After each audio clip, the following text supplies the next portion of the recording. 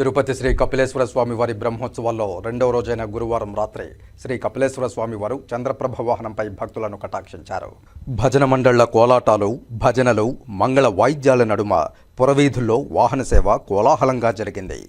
భక్తులు అడుగడుగునా కర్పూర హారతులు సమర్పించారు. శివుడు అష్టమూర్తి స్వరూపుడు.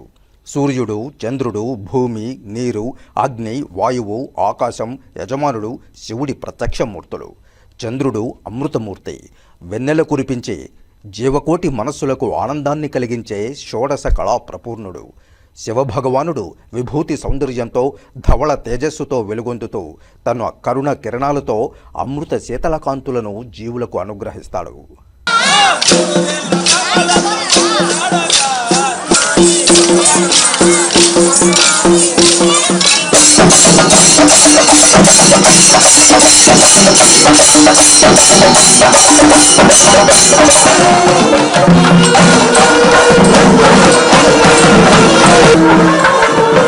ఈ కార్యక్రమంలో ఆలయ deputy EO Devendrababu, AEO Subbaraju, superintendent Chandrashekar, ఆలయ అర్చకులు, ఇతర అధికారులు, విశేషంగా భక్తులు పాల్గొన్నారు.